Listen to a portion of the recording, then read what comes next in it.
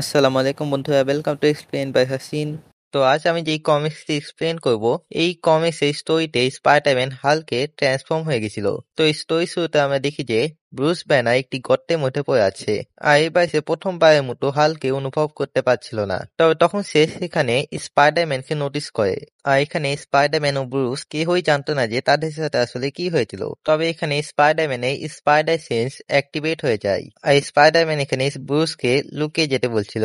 আর Spiderman এখানে খুঁজতে থাকে যে বিপদ কোত্থেকে আসছে। তবে এখানে স্পাইডারম্যান কিছুই খুঁজে পায় না। তবে তখন সে বুঝে যায় যে বিপদ আসলে কোথাও না, তার ভিতরে আছে। আর এখানে স্পাইডারম্যান অনেক অ্যাগ্রেসিভ ফিল করতে থাকে, আর দেখতে দেখতে সে একটি প্রপার হাল্কে ট্রান্সফর্ম হয়ে যায়। আর এই পয়সে তাই স্পাইডার ওয়েব ব্যবহার করে সেখান থেকে চলে যায়। আর তখন ব্রুস ফ্যান্টাস্টিক ফোরকে কল দেয় স্পাইডারম্যানকে থামানোর জন্য। আর অন্যদিকে স্পাইডারম্যান গোটা শহর ধ্বংস করছিল। তবে তখন সেখানে ফ্যান্টাস্টিক ফোর চলে আসে, আর দ্য থিং স্পাইডারম্যানের সাথে ফাইট শুরু করে। আর এখানে ফ্যান্টাস্টিক ফোর কোনো রকম স্পাইডারম্যানকে নক আউট করে দেয়। আর তখন সেই স্থানে ব্রুসও চলে আসে, আর সে বলে যে তাদেরকে স্পাইডারম্যানকে অ্যাস্টার আইল্যান্ডে নিয়ে যেতে হবে, কারণ সেটি একটি পরিত্যক্ত আইল্যান্ড। আর যদি স্পাইডারম্যান সেখানে হালকে ট্রান্সফর্ম হয়ে যায় তাও কোনো সমস্যা হবে না। তো এরপরে তারা সবাই অ্যাস্টার আইল্যান্ডে যায়। আর এখানে সকাল হয়ে গেছিল, আর স্পাইডারম্যান আবারও তার নর্মাল ফর্মে ফিরে এসেছিল।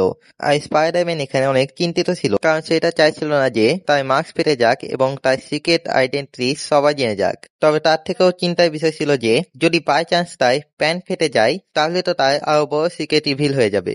ফ্যান্টাস্টিক ফোর এই সমস্যাটি সমাধান খুঁজতে সেখান থেকে চলে যায়। তবে ব্রুস স্পাইডারম্যানের সাথে সেই আইল্যান্ডেই থেকে যায়। আর এখানে রাতে স্পাইডারম্যানে অনেক ভয় লাগছিল, কারণ সে আবার হালকে ট্রান্সফর্ম হতে চাইছিল না।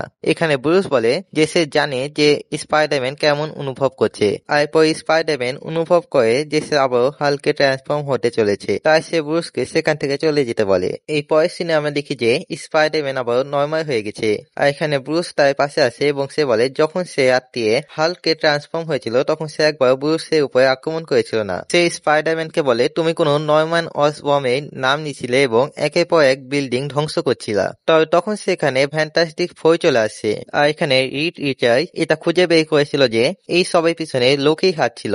এখানে আমরা দেখি যে হাল্ক আর স্পাইডারম্যান লোকির সাথে ফাইট করছে, এবং এই ফাইটের মাঝে লোকি হাল্কের উপর একটি স্পেল কাজ করে, যার ফলে হাল্কের পাওয়ার স্পাইডারম্যানের ভিতরে চলে যায়। তারা এখানে লোকিকে খুঁজে বের করে, যে এখন সকল আকাম পুকাম করে মজা করে হাড্ড খাচ্ছিল। এখানে লোকি বলে যে সে চেয়েছিল যে ব্রুস হাল্ক থেকে মুক্তি পেয়ে যায়, তবে সেটা ভেবেছিল না যে হাল্কের ভিতরে যত গামা রেডিয়েশন ছিল তা সব স্পাইডারম্যানের ভিতরে চলে যাবে।